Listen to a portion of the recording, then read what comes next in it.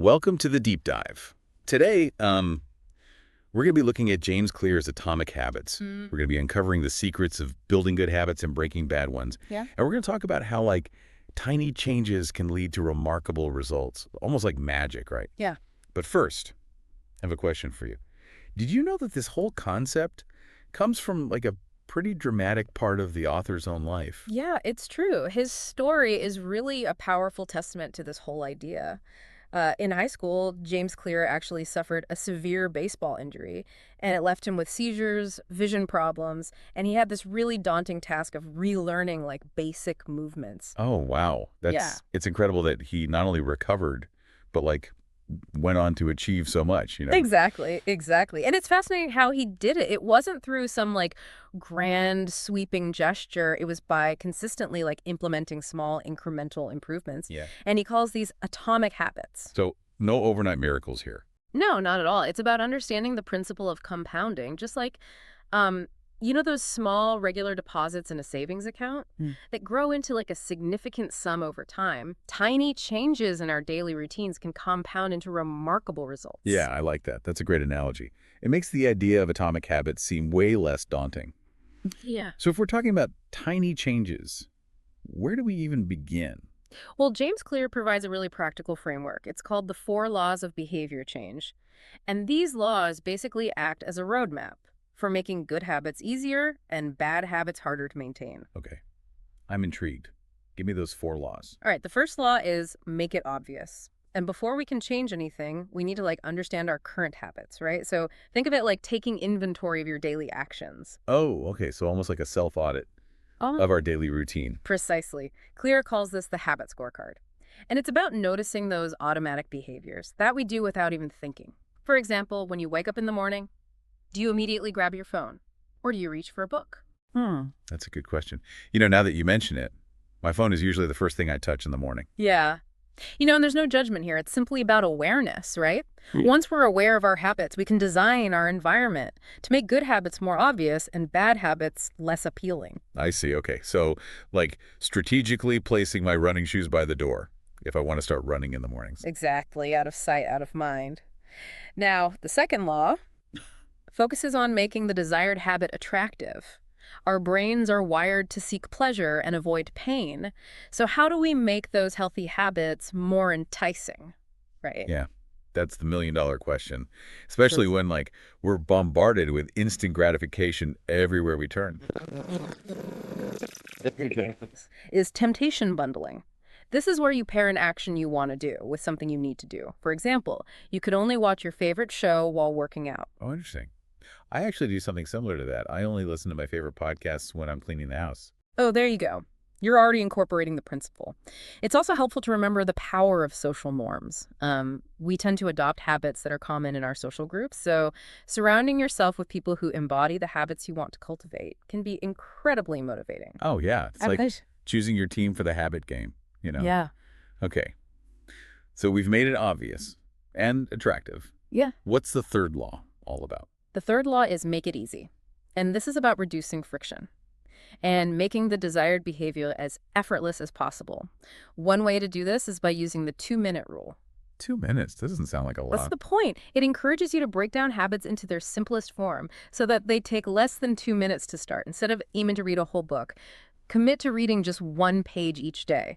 Want to start exercising? Begin with 2 minutes of stretching. Oh, I see. So it's about tricking our minds into getting started, knowing that we can always do more once we're in motion. Exactly. It's about building momentum.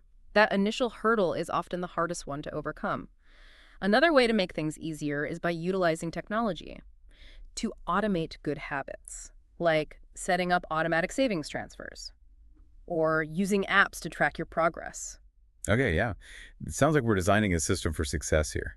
By removing obstacles and putting helpful tools in place, this is making a lot of sense. Now, what's the final law in this habit-forming formula? Okay, the fourth law is make it satisfying. Our brains are more likely to repeat behaviors that bring us pleasure or reward. This doesn't always mean instant gratification, but there are ways to make those good habits feel good. Yeah. Okay, so how do we compete with the instant gratification of, say, indulging in a sugary treat versus choosing a healthier option? Right. Sometimes it helps to use a habit tracker. Seeing a visual representation of your progress can be incredibly motivating. It's like a pat on the back for all your effort. That's true. I find it really encouraging to see a streak of successful days on my workout tracker. It keeps me accountable. There you go. You're already experiencing the power of that positive feedback loop. Another way to make a habit satisfying is to find a way to genuinely enjoy it. For example, a study in Pakistan actually found that providing people with scented soap significantly improved hand washing consistency. Wow. That's fascinating. So even something as simple as a pleasant scent can make a difference. It's really about creating an association Hmm. between the habit and something positive, both in the moment and in the long run. Right, absolutely. Now, while these four laws provide a really powerful framework, there's another crucial aspect that James Clear emphasizes, and that is the role of identity in habit formation. Oh, okay. Now we're getting deeper. I'm curious to hear more about that. How does our sense of self play into all of this? Well, our habits and our identity are actually intertwined in a fascinating way. Our habits shape our identity, and our identity in turn shapes our habits. For example, if you consistently exercise, you start to see yourself as a fit and healthy person. And because you identify as someone who prioritizes their health, you're more likely to make choices that support that identity, like opting for a salad instead of fries. Oh, that's interesting. So it's not just about changing our actions, it's about changing how we see ourselves. Precisely. James Clear has this great quote. He says, "Decide the type of person you want to be. Prove it to yourself with small wins." Hmm. And those small wins, those atomic habits, are like votes for the person you want to become. Wow. That's a powerful way to think about it. It's like we're building the evidence to Mhm. support our desired self-image. But with so many possible habits to choose from, how do we know where to focus our energy? That brings us to another important concept, finding the right habits for you. And it's not about forcing yourself into a mold or anything. It's about understanding your strengths, your passions, and choosing habits that align with who you are at your core. Okay, so it's not a one-size-fits-all approach. Definitely not. James Clear calls this finding a game where the odds are in your favor. He uses this analogy to illustrate the importance of aligning your efforts. With your natural talents and inclinations, it's about working with your nature, not against it. Yeah, I like that analogy. It reminds me of trying to force myself to be a marathon runner when my heart's really in like creative pursuits. It just wouldn't be a sustainable or enjoyable path for me. Exactly. You're much more likely to stick with habits that feel aligned with your natural abilities and interests. It's about playing to your strengths. Right. So we need to be honest with ourselves about our capabilities Mhm. and choose habits that feel not only beneficial, but also exciting and aligned with who we want to become. Precisely. And once you've chosen those right habits, the next challenge is mastering the art of showing up, even when motivation wanes. Now, that's a challenge I think we can all relate to, and we'll dive deeper into that after a short break. Don't go anywhere. Welcome back to the deep dive. Before the break, we were talking about choosing the right habits and the importance of aligning them with our strengths and interests. But even when we find those perfect fit habits, there will inevitably be days when motivation dips and we just don't feel like showing up. Absolutely. Those days are just part of the process. And James Clear actually highlights this challenge with a quote from an elite coach that he interviewed. He said, at some point, it comes down to who can handle the boredom of training every day, doing the same lifts over and over and over. Yeah, it's true. It's a powerful reminder that consistency often means pushing through those moments of boredom or resistance, right? It's not always going to feel exciting and new. Yeah. Right. It's about embracing the repetition, even the monotony, because that's where the magic happens. James Clear compares it to the process of heating an ice cube. You apply heat consistently, but it seems like nothing's happening until you reach that critical point and the ice melts. Oh, yeah. I like that analogy. Yeah. It illustrates the idea that even when we don't see immediate results, our consistent efforts are still accumulating beneath the surface and leading to a breakthrough eventually. Precisely. Now, remember earlier when we were talking about the importance of make it satisfying? Mhm. Well, one strategy that can really help with that, especially during those moments of boredom or resistance, Yeah. is habit tracking. Oh, yeah. I've always found habit trackers super helpful. It's almost like a game, Yeah. trying to keep that streak alive. Right. There's definitely a psychological element to it. It's not just about checking boxes. It's about creating visual evidence of your progress. Seeing those successful days stacked up can be incredibly motivating, especially when dealing with what are called delayed return habits. Delayed return. I don't think we've touched on that concept yet. Oh, okay. Well, it's the idea that some habits, like exercise or healthy eating, don't offer immediate rewards. You don't see the results like overnight, which can make it harder to stick with them. Right, right. It's easy to lose motivation when you don't feel that instant gratification. Exactly. But a habit tracker can actually help bridge that gap. It provides a tangible representation of your efforts, reminding you that even though you might not see the results in the mirror today, you're still building towards something significant. Yeah. It's a great way to stay focused on the long game and trusting that the results will come with consistent effort. Absolutely. Now, in addition to tracking our progress, James Clear also highlights the importance of reflection. It's about regularly taking a step back and assessing what's working, what's not, and how we can optimize our approach. Okay, I see. So almost like holding a debriefing session with ourselves, like athletes do after a game or something. Precisely. It's about asking yourself those insightful questions like, what went well this week? What didn't go so well? What can I learn from these experiences? Yeah. It's about turning those experiences into like valuable data points to refine our strategies and continually improve. Exactly. And one of the most powerful tools for enhancing our commitment and staying on track is finding an accountability partner. Okay. Let's talk about accountability partners. What exactly is their role in habit formation? So an accountability partner is someone who helps you stay committed to your goals, right? They provide support, encouragement, and sometimes, a little tough love to keep you moving forward. So it's like having a teammate in this game of habit change. Exactly. Having someone to share your goals with, to celebrate wins, and offer support during those challenging moments can make a huge difference. Yeah. It's about tapping into the power of social support and shared commitment. Precisely. And James Clear even suggests taking this a step further by creating a habit contract. A habit contract. What does that entail? So it's a formal agreement between you and your accountability partner that outlines your goals, your plan of action. And this is the key part, the consequences for not following through. Consequences. That sounds a little intense. It can be, but that's kind of the point, right? It adds like a layer of external pressure to keep you accountable. So it's like putting skin in the game. Exactly. The consequences don't have to be extreme, but they should be something that motivates you to stay on track. Okay. Could you give us an example of what a habit contract might look like? Sure. Let's say your goal is to write every day. Your habit contract could state that if you miss a day of writing, you have to donate a certain amount of money to a cause you don't support, or do a chore you really dislike. Oh, okay. That would definitely provide some extra incentive to stick to the plan. Right. It's about making the cost of inaction greater than the cost of action. Yeah. I'm starting to see a recurring theme here. It's not just about willpower and self-discipline. It's about strategically using our environment, our relationships, and even a bit of discomfort, to nudge ourselves in the right direction. You've hit the nail on the head. It's about working with the grain of human nature, understanding our tendencies, and creating systems that support our desired behaviors. Right. This is fascinating stuff. We've covered so much ground already. From the 4 laws of behavior change to the importance of identity and accountability. What else does James Clear suggest for mastering the art of atomic habits? Well, one crucial aspect that we haven't really explored in depth yet is the concept of finding the right habits for you. Right. We touched on that earlier, emphasizing the importance of aligning habits with our strengths and passions. Exactly. But there's another dimension to this, and that is the role of genetics. Genetics. Yeah. How does our DNA play into habit formation? So it's not about destiny, but rather about recognizing that.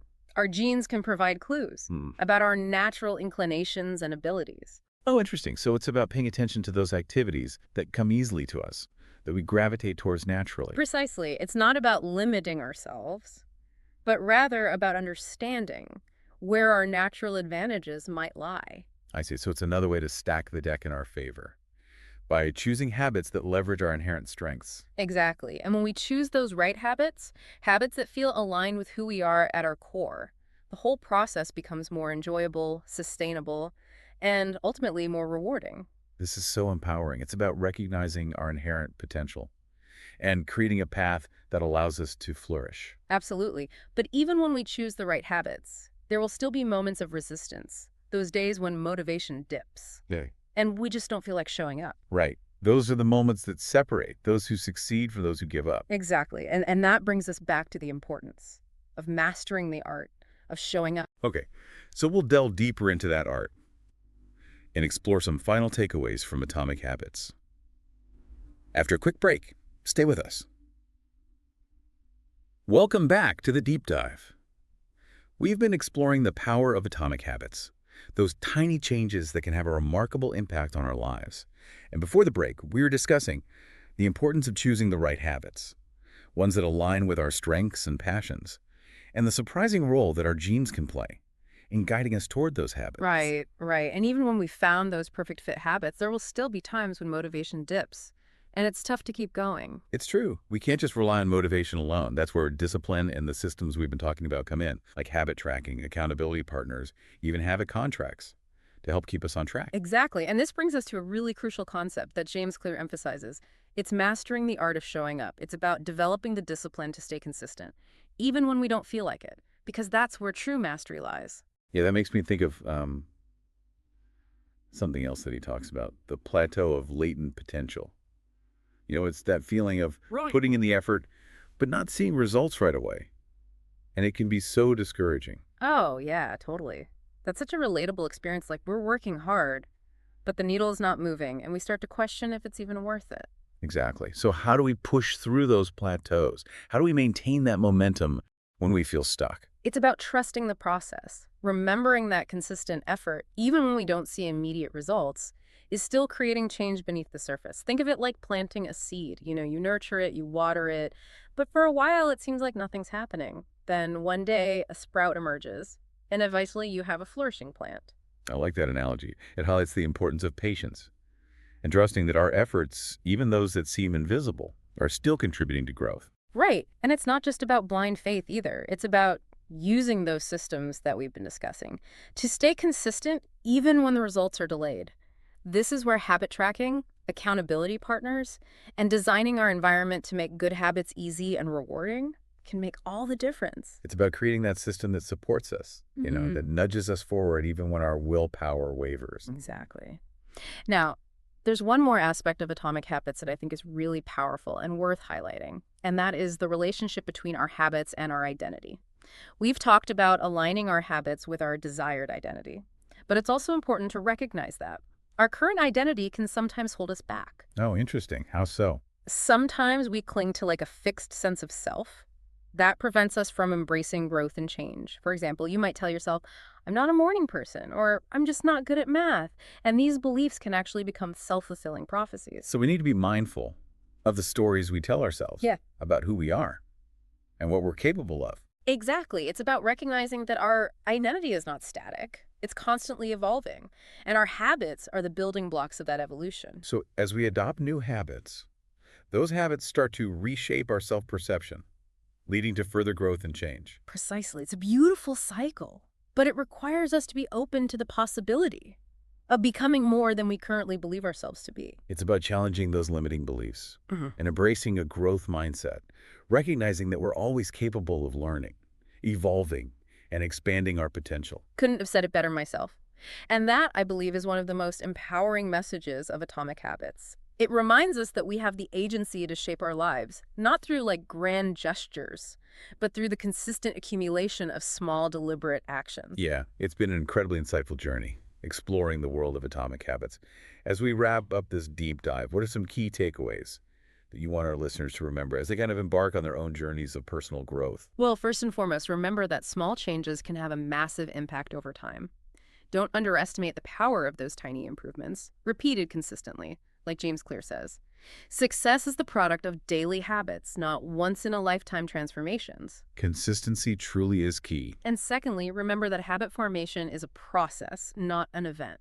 There will be ups and downs, moments of resistance, and plateaus along the way. Just be patient with yourself. Trust the process, and keep refining your approach. It's about embracing the journey, right? Mm. Knowing that each step, each challenge is an opportunity for learning and growth. Exactly. And finally, remember that you're not alone in this journey. Leverage the power of your environment, your relationships, and all the tools that are available to support you. Find an accountability partner, create a habit contract, or use a habit tracker. Experiment and find what works best for you. It's about building that system that makes success inevitable.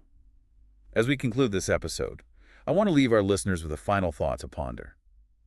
If you could design your ideal environment for success, what would it look like? What tiny habits would you make obvious and easy in that environment? That's such a powerful question. It invites us to envision the life we want to create and start taking those deliberate steps towards making it a reality. Well, thank you for joining us on this deep dive into atomic habits. We hope you've gained some valuable insights and feel empowered to embark on your own journey of positive transformation, one small habit at a time. And remember, every action, every choice is a vote for the person you want to become. So choose wisely, be consistent, and watch as those atomic habits compound into a life you love.